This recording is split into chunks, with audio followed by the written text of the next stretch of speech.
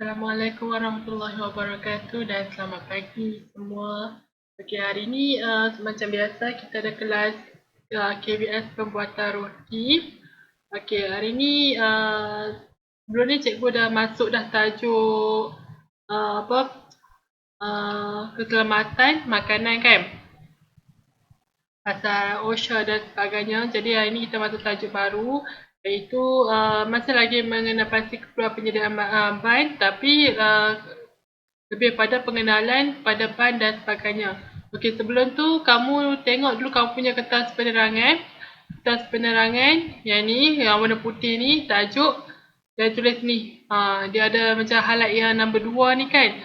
Okey, kita akan belajar kertas penerangan ni lah. Tapi sebelum cikgu nak pergi lebih lanjut, cikgu nak beritahu kertas penerangan ni ada sedikit kesilapan. Mana kalau kamu tengok di kata sini, dia highlightkan dia nombor 2 yang di huruf tebal kan. Tapi untuk kertas ni sebenarnya dia bukan nombor 2, dia nombor 1. Dia sambungan pada tajuk yang kita belajar sebelum ni lah. Jadi apa cikgu nak kamu buat adalah kamu highlightkan yang tajuk yang pertama ni supaya kamu tak keliru lah nanti. Highlightkan tajuk yang pertama ni lah. Okey, supaya kamu tahu untuk kertas ni dia fokus pada tajuk inilah, mengenai pasti keperluan penyediaan bahan. Kita masih lagi dalam tajuk yang satu ni. Tajuk kedua nanti kita akan belajar. Okey. Untuk tajuk ni kamu akan belajar, kamu tengok slide ni, kamu akan belajar pasal antara tajuk yang kita akan pelajari ialah pertama kali pengenalan kepada bahan. Kemudian perintah pesanan bahan, kuantiti pengeluaran, masa penyediaan dan masa pengeluaran, resepi bahan, jenis-jenis dough roti, jenis-jenis roti dan langkah penyediaan roti.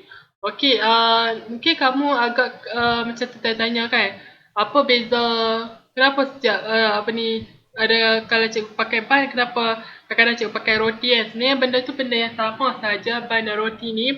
Bahan dan roti ni sama je, tak ada beza pun. Cumanya bahan ni selalunya dia dalam saiz yang lebih kecil, roti ni saiz yang lebih besar. Tapi kalau dalam nota ni, kalau cikgu sebut bahan ke roti ke, merujuk pada benda yang sama saja.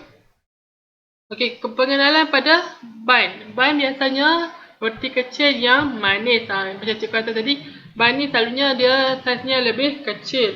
Saiznya lebih kecil pada tapak tangan dengan bahagian bawah yang ratap. Bahan juga boleh menjadi roti roll yang sedap serupa dengan kek roti Scotland atau ragi.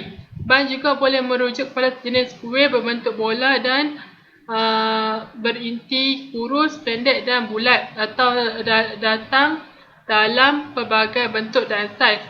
Di England dan Ireland, bahan juga merupakan nama yang sama yang diberikan kepada kek yang kecil, contohnya sepahan roti dan bahan kara rama-rama. Bahan tidak semestinya manis. Okey, bahan boleh menjadi makanan yang sedap dan juga boleh dibakar kosong atau dengan tanpa lem. Bahan savory biasanya dihidangkan dengan sup. Bahan-bahan asas membuat bahan adalah tepung, gula, telur, mentega atau lemak dan yeast. Dough ditapai dan selepas diuli ia dibentuk menjadi pusingan kecil. Disapu dengan telur atau susu dan kemudian dibakar. Bahan boleh menjadi panjang dan kurus, pendek dan bulat atau datang dalam pelbagai bentuk dan saiz. Apabila membeli bahan di kedai roti, pastikan bahan baru lepas dibakar. Anda boleh menghidup bau dan aroma pada roti. Semak tarikh pembuatan, tarikh luput dan pemukusan. Walau bagaimanapun, untuk memastikan roti kekal segar, masukkan ke dalam plastik atau bekas kedap udara di bawah suhu bilik. Okey. Yang ni pengenalan saja berkaitan dengan bahan. Kamu tengok tadi kata bahan ni saiznya lebih kecil lah. Roti yang saiz kecil selalunya dalam bentuk bulat dan sebagainya lah. Ada juga bentuk bulat, ada bentuk panjang, ada yang kita buat berinti dan sebagainya, macam-macam lah. Okey, di England dan Ireland dia kata bahan ni merujuk kepada kek yang kecil. Contohnya seperti kek yang ada kek roll tu kan, Swiss roll tu kan, itu pun adalah contoh bind. Okey. Kemudian kita masuk ke perintah pesanan bind. Okey, perintah apa yang dimasukkan dengan perintah pesanan bind ni merupakan suatu perintah atau peraturan yang dianggap berkuasa sehingga diubah secara khusus atau ditarik balik. Satu pesanan barangan yang akan dihantar secara berkala tanpa memerlukan pembaharuan perintah itu sebelum penghantaran. Maksudnya di sini perintah pesanan, maksudnya pesanan lah, kita mengambil pesanan apa semua kan. Maksudnya bila mana kita customer atau pelanggan memesan, jadi itu menjadi satu benda yang kita kena buat. Jadi kita kena buat seperti mana yang telah dipesan. Itu yang dimasukkan dengan perintah pesanan bind. Okey. Kuantiti pengeluaran. Kuantiti sesuatu produk yang selalunya disiapkan dalam suatu tempoh masa yang telah ditetapkan. Okey, ini adalah kuantiti pengeluaran ni maksudnya kuantiti suatu produk yang selalu disiapkan. Contohnya pelanggan A dia tempah sebanyak katakanlah 100 biji bind. Lepas tu pelanggan B pun dia tempah lebih kurang 50 biji bind. Jadi bila tak campur kedua-duanya adalah 150 bind yang kena dihasilkan.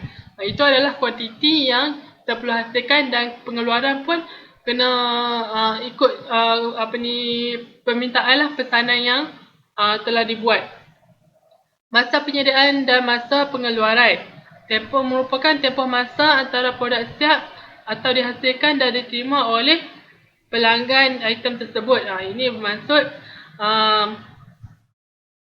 masa penyediaan atau masa pengeluaran tu ada masa penyediaan tu masa yang digunakan untuk menyiapkan produk. Masa pengeluaran pula masa yang diambil untuk pelanggan tu menerima item tersebut. Itulah maksudnya. Benda ni kamu kena tahulah sebabnya ini benda yang asas yang kita sebenarnya dah belajar sebenarnya. Kamu dah belajar dan kamu dah aplikasi tapi kamu tak tahu benda tu apa istilah-istilah dia kan. Okey. Seterusnya kita masuk nombor 5, resepi bind. Okey, resepi ni cikgu tak mau cikgu pergi sekadar surface saja sebabnya nanti kamu dah pernah belajar dah, kamu dah pernah buat, dah selalu buat. Nanti bila buka sekolah kita akan lebih fokus pada resepi ni. Cikgu akan tengok kamu buat kita buat bind, kita buat roti dan sebagainya. Masa tu cikgu lebih fokuskan pada resepi ni. Tapi setakat hari ni kita tengok je lah apa bahan yang selalu digunakan kan. Kamu pun dah tahu bahan apa yang selalu digunakan, cuma dari segi mungkin kuantiti bahan lah, berapa berat tu mungkin berbeza lah daripada yang kita selalu buat kan. Okay, kalau ni tepung protein tinggi 1000 gram, gula kasta, yeast segera, susu tepung, serbuk penaik, serbuk pelembut roti, shortening, garam, butter, telur dan air. Ini antara yang bahan-bahan yang digunakan untuk membuat bind. Okey, kaedah. Pastikan semua peralatan yang akan digunakan dalam keadaan baik dan selamat.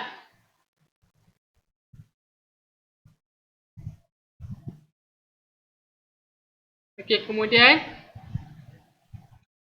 panaskan proofer sehingga ke 40°C dengan kelembapan relatif 80%. Okey, proofer ni digunakan untuk merehatkan dough. Kita tak ada lagi lah proofer, insya-Allah kalau ada duit kita boleh belilah proofer ni. Kalau kamu nak tahu proofer tu macam mana, proofer tu kalau kamu tengok selalu orang nak buat roti, sebelum dia nak bakar dia akan rehatkan dough dalam tempat yang macam tray banyak tu, dulang-dulang banyak tu kan. Kalau kata macam kata kalau kamu pergi tengok pau, orang duk jual pau kan, selalunya dia akan ada proofer tu. Dia akan sediakan proofer tu supaya pau dia tu dalam keadaan lembap.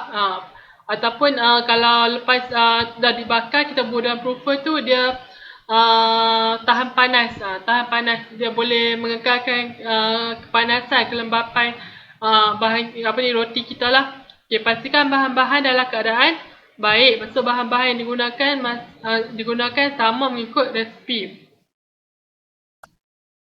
Okey, seterusnya kita pergi penyediaan dough. Okey, yang ni cikgu takkan terangkan sebabnya nanti kita akan buat masa sekolah dah buka nanti. Cumanya kamu tengok sepintas selalu sajalah. Sebab nanti kamu kena salin nota ni kan. Okay, seterusnya jenis-jenis dough roti. Dough roti atau dough bun ni dia ada dua jenis, iaitu hard roll dengan soft roll. Hard ni maksudnya keras, soft ni maksudnya lembut. Okey, hard roll adalah roll yang biasanya bergerak bulat yang diperbuat pada tepung gandum, ragi, malt, air dan garam. Okey, roll ni maksudnya gulungan. Okey, bahagian atas biasanya dibahagi kepada dalam corak bulatan kepada 5 segmen. Dipisahkan dengan pemotongan luaran yang melengkung terpancar dari tengah ke luar. Gulungan Kaiser merupakan dihasilkan dengan menggunakan mesin dan juga dengan tangan. Okey, soft roll pula merupakan roll yeast dibangkitkan dengan ban gerak lembut. Okey, selalunya yang menggunakan yeast ni dia lebih lembut lah. Okey, roti bulat kecil sama ada kosong atau manis. Okey, kita tengok jenis-jenis roti kan. Ada roti kosong, yang jenis ban kosong, ban berinti, roti berinti, manis dan juga savory. Ini adalah contoh lah kan.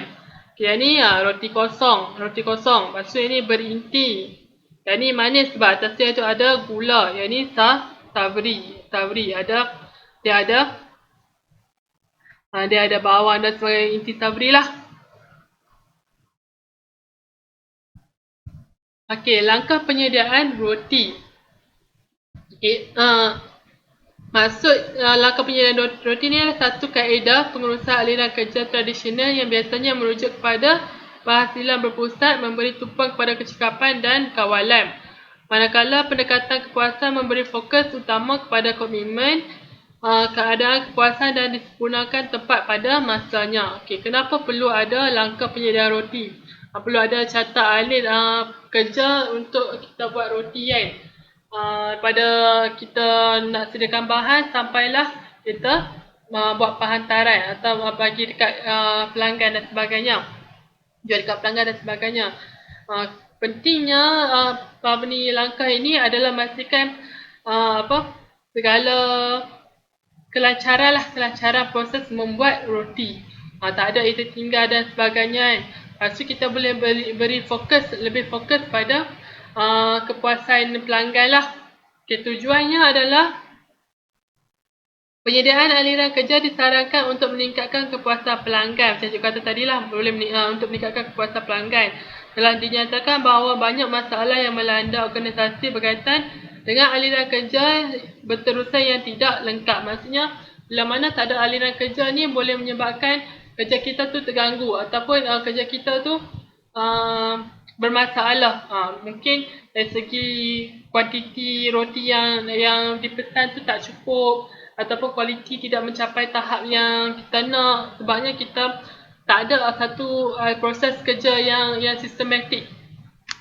Okay, seterusnya contoh aliran kerja penyediaan dough. Yang ni ada contoh aliran kerja lah.